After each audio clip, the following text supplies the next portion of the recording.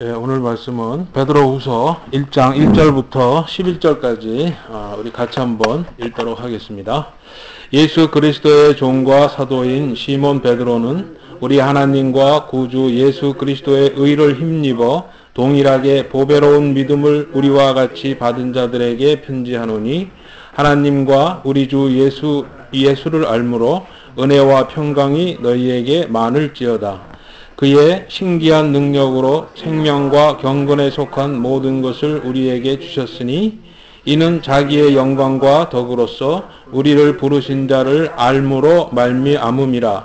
이로써 그 보배롭고 지극히 큰 약속을 우리에게 주사, 이 약속으로 말미암아 너희로 정욕을 인하여 세상에서 썩어질 것을 피하여 신의 성품에 참여하는 자가 되게 하려 하였으니, 이러므로 너희가 더욱 힘써 너희 믿음의 덕을, 덕의 지식을, 지식의 절제를, 절제의 인내를, 인내의 경건을, 경건의 형제 우애를, 형제 우애의 사랑을 공급하라.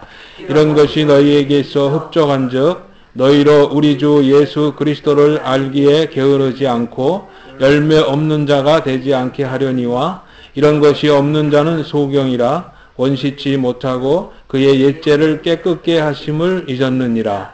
그러므로 형제들아, 더욱 힘써 너희 부르심과 택하심을 굳게 하라. 너희가 이것을 행한즉 언제든지 실족지 아니하리라.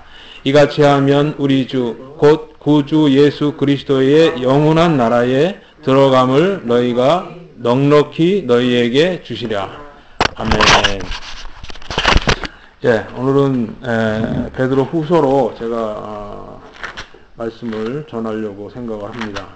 저희가 지금 갈라디아서를 계속 보고 있는데, 오늘 베드로 후서로 제가 갑자기 띈 것은, 지금 그 갈라디아서 3장과 4장이 그 신학적인 또 성경적인 논증이에요. 그리고 오늘도 사실은 지난번과 동일한 그 율법의 행위로서는 의의를 얻지 못하고 예수 그리스도를 믿음으로만 우리가 의로워진다 하는 그 내용을 동일하게 오늘 반복을 하기 때문에 약간 지루한 감이 있어서 이것을 똑같은 내용을 우리가 다른 그 사도 베드로 사도에게서 사도 바울이 얘기하는 그 동일한 내용을 이분은 어떻게 설명을 하셨는가 하는 것을 한번 살펴보려고 합니다. 우리가 지난번에 그 안디옥 사건 기억하시죠? 이방인하고 베드로가 이방인 그 신자들하고 밥을 먹다가 그 예루살렘에서 올라온 사람들 때문에 피해서 그 자리를 떠났더니 그 사도 바울이 면박을 했다고 그랬어요. 그 사람 보는 앞에서 얼굴을 보고 면박을 해서 그 베드로를 꾸짖었던 그 사건이 있었는데, 그때 베드로가 성경상에는 반박한 이야기가 없어요. 그 얘기는 베드로도 우리가 율법으로 의로워지는 게 아니고 예수를 믿음으로 의로워진다는 것을 인정을 한 것이었거든요. 그러면 베드로는 이 사도 바울이 말하는 이 사람이 의롭게 되는 이 방법에 대해서는 어떤 생각을 가졌는가? 동일한 내용이죠.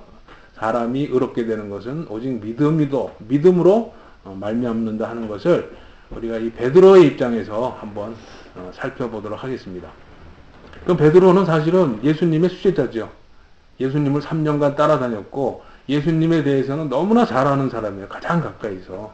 여러 가지 실수도 많이 했지만 또 회개도 했고 예수님과 아주 가장 가까운 그 사도 중에 하나였고, 그런 그 사도가 이 바울은 사실은 예수님을 같이 뵙고 사도가 된 사람은 아니었기 때문에 이 바울이 성령을 통해서 부활하신 예수님을 만나고 그 예수님에 대한 복음을 그 전하는 때에 정말 직계인 베드로 사도는 그런 그 사도 바울에 대해서 어떤 말을 했을까?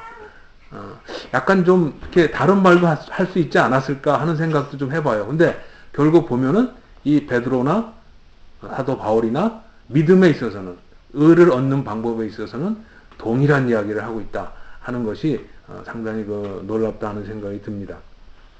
베드로가 이제 마지막 그 죽을 때가 다 됐을 때에 자기의 죽음을 거의 앞두고 쓴 글이라고 그래서 베드로 후서를 보통 베드로의 유언서다 이렇게들 많이 합니다. 그러니까 사람이 죽을 때 되면은 자기가 유언을 하려고 그러면 가장 중요한 거를 남기기를 원하겠죠.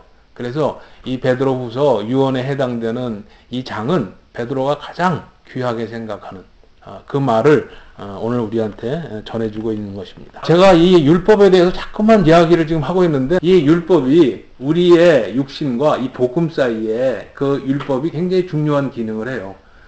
내 나름대로 요약해서 얘기를 하자면 우리의 육신과 그리고 예수님이 주신 복음 사이에 율법이 껴서 하는 두 가지 기능이 있는데 그 첫 번째 기능은 뭐냐 하면 예수 그리스도께서 율법의 마침이 되었다는 거예요. 예수님이 율법의 마침이 되었다는 얘기는 뭐냐면 율법으로는 이제 의로워지는 길이 끝났다는 거예요. 이제는 오직 예수님만을 통해서 믿음으로 의로움을 얻게 되었기 때문에 율법의 마침이 되었다는 거예요. 이게 중요한 첫 번째 기능이고 두 번째 율법의 기능은 뭐냐면 예수 그리스도는 율법의 완성이 되셨다는 거예요. 율법이 단지 마침만 된 거 율법이 끝나버린 게 아니고 오히려 그 율법이 더 깊어지고 그 율법을 통한 하나님의 뜻이 더 강하게 나타나서 마침내 율법이 하나님의 뜻으로 완성되어지는 일이 예수님을 통해서 나타나게 되었다는 거예요. 그래서 오늘은 이 베드로 후서를 통해서 어떤 면을 살펴보고자 하느냐 하면 그동안 살펴봤던 율법의 마침, 율법을 통한 의가 아니고 믿음으로 통한 의라는 것을 우리가 충분히 봤어요. 그런데 그 율법의 완성은 갈라디아서에서 몇 장에 나오냐면 5장에 나와요. 4장을 거쳐서 5장까지 가야 율법의 완성에 관한 이야기가 나오는데 그 율법의 완성에 가기 전에 우리가 베드로 후서에서 율법의 완성을 다른 각도에서 보고 우리한테 설명을 해주고 있어요. 그래서 우리가 베드로의 시각으로 예수님이 이루신 율법의 완성이 무엇인가 하는 것을 오늘 살펴보도록 하겠습니다. 제가 지난번에 그 마리아한테 그런 얘기 했어요. 율법의 그 마침이라는 측면에서 마리아 네가 만약에 십계명을 범했을 때 정죄를 받지 않는 것 그리고 예수님을 이제 믿고 예수 안에 들어와서 십계명을 범했을 때 단지 이제는 정죄가 아니고 지옥 가는 게 아니고 경계를 받고 징책을 받고 훈련을 받는 그런 다른 의미라고 이야기를 했어요. 그것이 마리아가 십계명을 범했더라도 이제 정죄를 받지 않고 지옥을 안 가는 것은 예수님의 의를 마리아가 믿고 받았기 때문에 이제는 율법을 범해도 재판과 그런 율법의 저주에 들어갈 이유가 없는 거예요. 단지 이제는 예수 안에서 그 범한 율법에 대한 훈련과 경책과 그리고 징계만 받으면 되는 거예요. 자, 이게 바로 율법의 그 마침의 기능이었는데 오늘 이 율법의 완성은 뭐냐면 또 내가 마리아를 이제 예를 들어서 이야기하자면 마리아가 이제 그 십계명을 그러면 어떻게 해야 완전히 지킬 수가 있느냐 이거예요.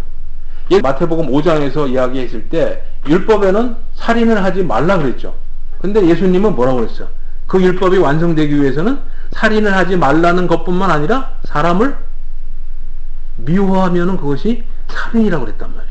그러니까 예수님이 요구하시는 율법의 완성은 단순히 문자적으로 사람을 죽이지 말라 하는 것이 아니고 그 율법이 더 완성으로 가서 이제 미워하는 것도 사람을 죽이는 거다. 그러니까 미워하지 마라. 미워하면 그것이 살인이다.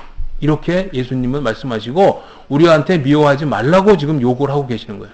그러면 마리아가 뭐 사람을 안 죽일 수는 있겠지. 뭐 그렇게 그런 일은 없겠지만 사람을 그러면 미워하는 것도 살인이라고 그러면 살인을 하지 않기 위해서 마리아는 어떻게 해야 될 것 같아? 이해를 해야겠죠. 응? 이해를 해야겠죠. 사랑하고 이해하고.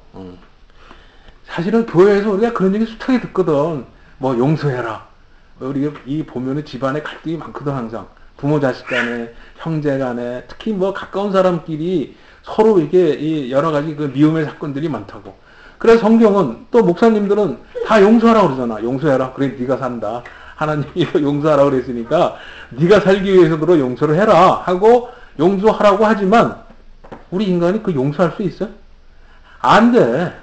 나 용서해야지 하고 암만 마음을 먹고 그 사람을 용서를 하려고 해도 얼굴을 탁 보는 순간에 그리고 그 사람의 한마디 말이 탁 귀에 들리는 순간에 미운 감정이 탁 폭발을 해갖고 다시 미워할 수밖에 없는 게 우리가 그동안 수많은 그 경험을 통해서 알고 있고 그리고 성경도 로마서 7장에서 말하는 것처럼 우리가 육신을 갖고 살게 되면 죄의 법에 이끌려 살기 때문에 아담의 원죄가 우리 안에 죄성의 그 본성으로 작동을 하기 때문에 우리가 이 육신을 갖고 있는 한은 죄의 법에 끌려갈 수밖에 없고 우리는 사랑을 할 수 없는 존재라는 거예요.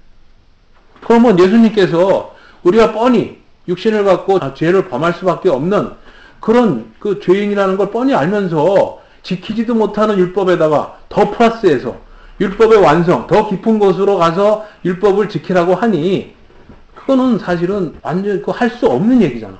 율법 자체도 못하는데 그 율법에 더 깊은 정신까지 들어가서 행하라고 하면 할 사람이 누가 있겠느냐 이거예요. 근데 그 율법의 완성을 베드로도 우리에게 어떻게 하면 될 수 있다 하는 방법을 지금 가르쳐주고 있는 거예요. 우리가 어떻게 정말 사람을 미워할 수밖에 없는 우리 육신을 갖고 사람을 어떻게 미워하지 않고 정말 예수님이 말한 것처럼 그 사람을 용서하고 사랑할 수 있는가 하는 방법을 지금 이 베드로 후서를 통해서 우리한테 가르쳐주고 있고 또 우리가 앞으로 배울 갈라디아서 5장을 통해서 우리가 진짜 어떻게 율법을 완성하면서 예수님과 같은 그런 성품을 갖고 살아갈 수 있는가? 내 육신에서는 사랑할 수 있는 것이 전혀 나오지 않는데 어떻게 내 안에 예수님의 사랑하는 마음이 부어져서 예수님과 같은 마음이 되어서 내가 남을 내 마음이 아닌 예수님의 마음을 갖고 사랑할 수 있는가 하는 그 놀라운 하나님의 비밀과 그 계획을 지금 베드로 후서를 통해서 우리한테 보여주고 있는 것입니다. 자, 베드로 후서 1장을 한번 보세요. 어떻게 우리가 율법을 완성하는가? 베드로는 1장 1절에서 이렇게 이야기를 합니다. 예수 그리스도의 의를 힘입어 동일하게 보배로운 믿음을 가진 너희들에게 편지한다 그랬어요. 여기서 보배로운 믿음이라고 그랬어요. 이 보배로운 믿음이라는 말은 뭘까요? 우리가 믿음은 굉장히 좋다는 거 알아요. 믿음으로 의를 얻게 된다는 것도 알아요. 근데 이 베드로 후서 1장 1절에서 보배로운 믿음을 너희나 나 베드로나 동일하게 지금 갖고 있다 하고 이야기를 한 거예요. 근데 이 보배로운 믿음은 무엇이냐? 뭐 여러 가지 해석이 가능하겠지만 우리가 성경에서 그냥 찾아보면 돼요. 아까 우리가 읽은 그 1장 4절을 한번 보세요. 4절에 보니까 이로써 그 보배롭고 지극히 큰 약속을 우리에게 주사 그랬어요. 여기도 동일한 보배로운 이야기가 나와요. 해서 이 보배로운 믿음이라는 건 뭐냐면 보배롭고 지극히 큰 약속을 가진 믿음이 바로 보배로운 믿음이라는 거예요. 왜 그 믿음이 보배로워졌는가? 그 믿음 안에 보배로운 약속이 담겨졌기 때문에 그게 보배로운 믿음이 되었다는 거예요. 그리고 이 보배로운 믿음이 우리에게 뭐를 갖다 주는가? 우리에게 예수 그리스도를 알아가고 그리고 예수 그리스도에서 주는 은혜와 평강이 우리 안에 부어지게 된다는 것이에요. 자, 그 얘기를 지금 살짝 전해주고 있는 것입니다. 자, 그러면 여기서 1장 1절에 그 보배로운 믿음이라는 것은 보배롭고 지극히 큰 약속을 가진 믿음이라고 4절에 보여주고 있는데 여기서 이 보배로운 그 믿음을 가진 사람을 3절에 이렇게 설명을 하고 있습니다. 이 보배로운 믿음을 가진 사람은 자 3절에 보니까 그의 예수님입니다. 예수님의 신기한 능력으로 생명과 경건에 속한 모든 것을 우리에게 주셨으니 이는 자기의 영광과 도구로서 우리를 부르신 자를 알므로 말미암음이라. 참 이 한글 성경이 되게 어려워요. 이게 무슨 말인지 알겠어요? 이거 자체로 봐서는 이게 무슨 말인지 모르겠어요. 자, 3절에 그럼 이렇게 해석을 해드릴게요. 예수님께 그라는 것은 예수님을 말하는데 이 신기한 능력이라는 것은 예수님의 신적인 능력, 예수님의 그 신적인 능력으로 생명과 생명 그리고 경건에 속한 모든 것을 우리에게 주셨다. 이거는 이해가 됩니까? 예수님이 뭐 다른 조건은 빼고 예수님이 신기한 하나님의 능력으로 우리에게 생명과 경건에 속한 모든 것 그것을 우리에게 주셨다 하고 지금 이야기를 하고 있어요. 그건 이해가 가시죠? 그러면 여기서 생명은 뭐예요?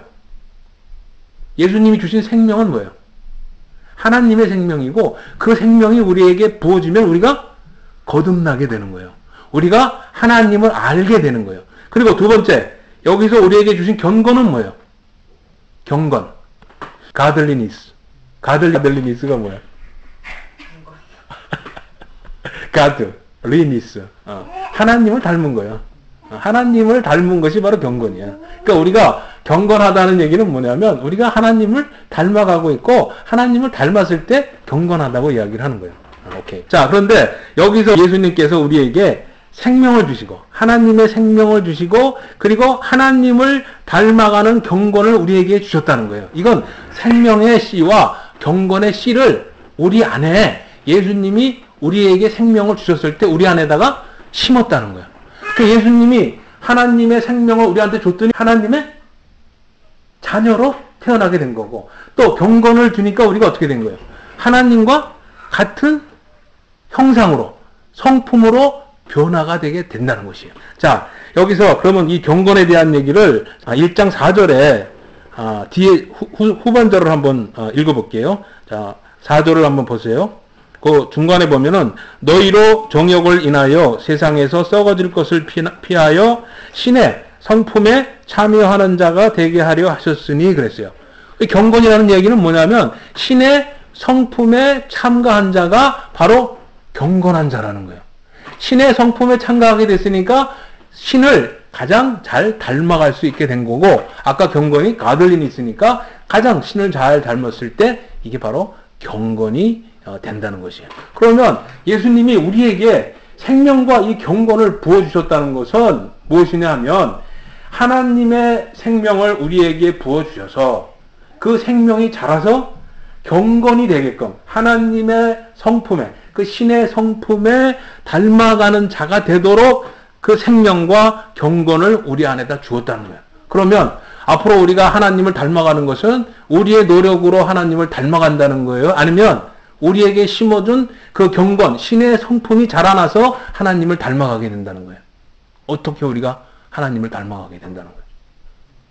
그러니까 우리의 노력으로는 하나님의 생명을 우리가 받아낼 수도 없고 또 하나님처럼 신의 성품에 참여하는 경건을 우리가 만들어낼 수가 없어. 근데 하나님이 예수님께서 우리에게 하나님의 생명을 우리한테 부어주시고 그리고 하나님처럼 신의 성품대로 살아갈 수 있는 경건을 우리에게 주셨다고 그랬잖아. 그러면 우리 안에 주신 이 생명과 경건의 씨가 자라나면 우리는 경건의 하나님의 성품에 닮아가는 자로 될 수가 있다는 거예요. 이게 이해가 돼야 율법의 완성이라는 것은 우리의 노력으로 완성이 되는 게 아니고 하나님이 우리에게 율법을 지킬 수 있는 생명과 경건의 씨앗을 우리한테 부어줘갖고 하나님이 주신 그 경건이 자라나서 우리가 경건해졌을 때 율법을 지킬 수 있는 완성이 이루어지는 거구나 하는 것을 알 수가 있게 되는 것이에요.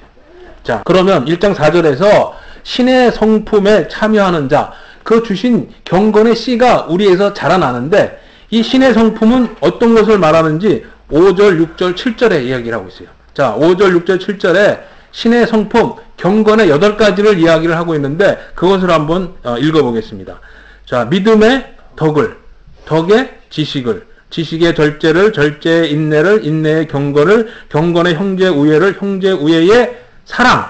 이게 신의 성품이고 이것이 바로 경건이야. 근데 이거를 우리 안에다가 예수님께서 씨앗으로 심어 주셨다는 거예요.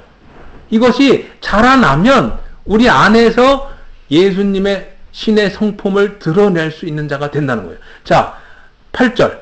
8절을 한번 같이 한번 읽겠습니다. 이런 것이 너희에게 있어. 이런 것이라는 것은 신의 성품을 얘기하는 것이고 여기서 말한 8가지 이야기를 하는 거예요. 이런 것이 너희에게 있어서 풍성하게 된 적 너희로 우리 주 예수 그리스도를 알기에 게으르지 않고 열매 없는 자가 되지 않게 하려니와 그랬어요. 예수님을 알아가면서 예수님을 닮아가고 그리고 이 8가지가 뭐가 된다고요? 우리 안에 열매가 된다고 그랬어요.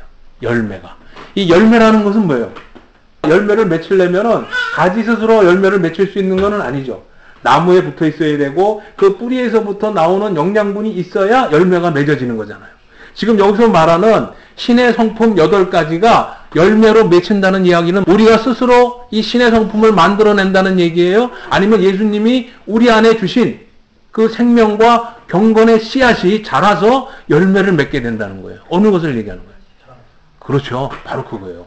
우리가 결코 우리 자신 안에 율법을 통한 하나님의 생명이나 또 율법을 통한 하나님의 성품에 가까이 가는 경건을 그 8가지 성품을 만들어낼 수가 없다는 거예요. 단지 이것은 예수님을 알아갈 때에 믿음을 통해서 우리 안에 씨앗으로 주셔야만 그것이 8가지가 자라나서 열매를 맺을 때에 우리가 신의 성품을 우리 안에 갖게 되는 것이고 우리가 경건을 갖게 된다는 것이에요. 다른 사람을 미워하지 않고 그 사람을 사랑할 수 있는 율법의 완성이 이것을 통해서 이루어진다는 거예요. 이거 이해가 됩니까? 이거 굉장히 중요한 거예요. 제가 오늘은 제 경험을 한번 이야기를 한번 해드릴게요. 옛날에 그 피아노 학원을 했었어요. 우리는 이제 그 굉장히 큰 이렇게 규모였기 때문에 다 법적으로 다 모든 걸 갖췄어요. 근데 바로 우리 옆에 그 상가였는데 2층 상가인데 우리 옆에다가 피아노 교습소를 만든 거예요. 어떤 분이. 근데 그분이 피아노 교습소는 원래 피아노를 3대밖에 법적으로 못 놓게 돼 있어요. 근데 이분이 막 자꾸만 늘려 그거를 4대, 5대. 그러면서 그분이 그 이제 아파트 단지에 주민으로 살았는데 자꾸만 우리 학원을 나쁘게 얘기하는 거야.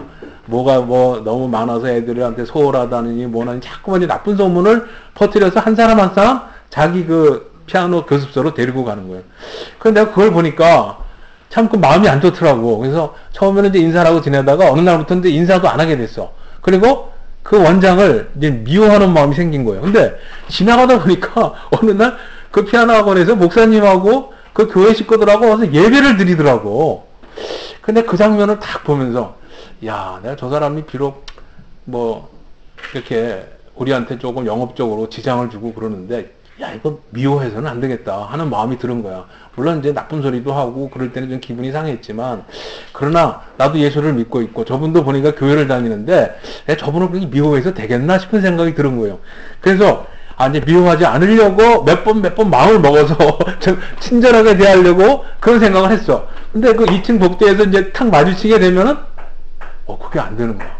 딱 얼굴을 보는 순간에 쌩 하고 그냥 인사도 안 하고 그냥 싹 지나가 버리고 이제 그런 일이 자꾸만 생기는 거예요. 그래서 야, 내가 어느 날 이거 내가 예수님을 믿는데 이렇게 살아서 되겠나? 저 사람 하나 사랑하지 못하고 내 이해관계에 걸린다고 저 사람을 미워하면은 이거 너무 이거 모양새가 안 좋은 것 아닌가 해서 기도를 한 거예요. 하나님, 내가 저 사람 볼 때 내가 미워할 수밖에 없는 상황인데 그분이 나한테 미움을 받아야 할 상황인데 하나님은 나보러 그분을 미워하지 말라 그러니까 그분 좀 미워하지 않게끔 해주십시오. 근데 내 마음으로는 도저히 안 되니까 하나님이 저 사람을 미워하지 않는 마음을 사랑하는 마음으로 미워하지 않는 마음, 사랑하는 마음으로 바꿔주십시오 하고 기도를 계속했어요.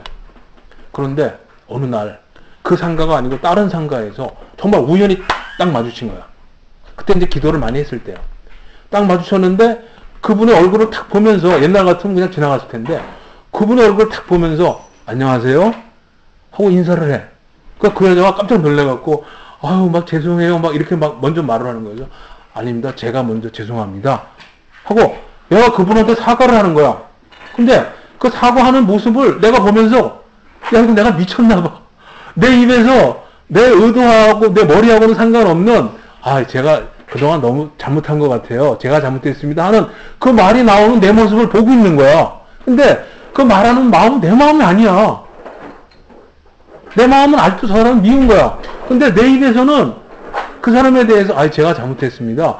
그분에게 사과하는 말을 하고 있는 내 모습을 바라보면서 도대체 그 말이 어디서 나왔는지 내가 이제는 깨달은 거야. 그때 내 마음은 그분을 미워하는 마음이었지만 성령께서 그분을 사랑하는 마음을 내 안에 열매 맺게 해서 내가 이제 기도를 했잖아. 그 열매로 예수님의 마음이 내 마음에 부어져서 내 입에서는 예수님의 마음의 말이 나와버린 거야.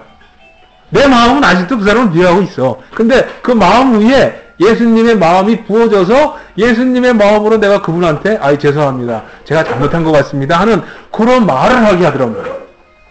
이게 바로 신의 성품의 8가지가 우리 안에 씨앗으로 심어지고 그것이 자라나게 되면 우리 마음하고는 상관없이 우리가 믿음으로 사랑으로 절제로 여기 말한 8가지 열매가 우리 마음 위에 예수의 마음으로 부어져서 우리는 예수님처럼 경건한 모습을 갖춰 나가고 예수님과 닮아가게 된다는 것이에요. 이게 바로 율법의 완성이라는 것이에요. 육신의 생각은 육신의 행동은 사망으로밖에 갈 수 없고, 육신으로는 하나님을 기쁘게 할 수 없고, 육신으로는 하나님의 법을 순종할 수 없다는 것을 율법을 통해서 우리가 완전히 체득을 하고 있는 거예요. 그러면 우리가 말한 것처럼 이 율법에서 말하는 그 율법을 어떻게 우리가 지키는가, 또 예수님이 말씀하신 것처럼 이 심화된 율법은 어떻게 지켜야 되는가, 바로 오늘 베드로 후서가 말한 것처럼 예수님이 우리 안에 하나님의 생명과 하나님의 그 경건의 씨앗을 주시고 성령께서 그것을 열매 맺게 하고 우리가 힘써 그 열매를 맺을 때에 우리 마음 안에 예수님의 마음이 부어져서 예수님의 사랑과 예수님의 절제와 또 예수님이 말하는 8가지 덕이, 성령의 열매가 우리를 통해서 나타나는 것뿐이야. 우리 안에는 그 뭐가 또 있어? 마찬가지로 우리 안에는 죄성이 그대로 있는 거야. 그러나 우리가 예수님의 마음이 우리에게 씨로 부어져서 그것이 열매를 맺어서 예수님의 생각과 예수님의 행동이 우리를 통해서 나타나게 되면은 우리의 형상이 신의 형상에 참여하는 자가 되는 것이고 우리는 예수님을 닮아가는 사람이 된다는 것입니다. 이것을 깨닫고 살아가는 크리스찬이 사실은 그렇게 많지 않아요. 왜 많지 않은가 하면 여기에는 아주 중요한 혼동이 있어요. 내가 그걸 여러분들한테 좀 말씀을 드릴게요. 저도 그걸 구별을 못해갖고 참 많은 실수를 많이 했어요.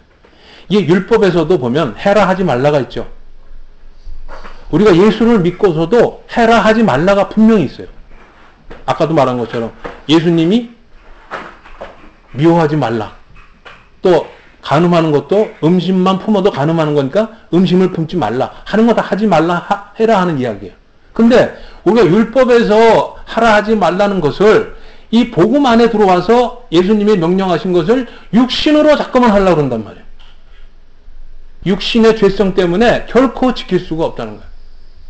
동일하게 율법을 행하는 그 행위를 하는 것처럼 복음에서도 예수님이 얘기하는 것을 율법을 지키는 그 육신을 갖고 지키는 거와 동일한 행동을 계속 하기 때문에 우리는 결국 열매를 맺지 못하게 된다는 거예요. 그래서 이 생각을 우리가 완전히 바꿔야 되는 것이, 우리가 지금 율법 안에서 육신을 갖고 지키는 세계와 우리가 예수 그리스도를 믿음으로 복음 안에 들어와서 예수의 말씀을 갖고 지키는 것은 나라가 완전히 달라진 나라야.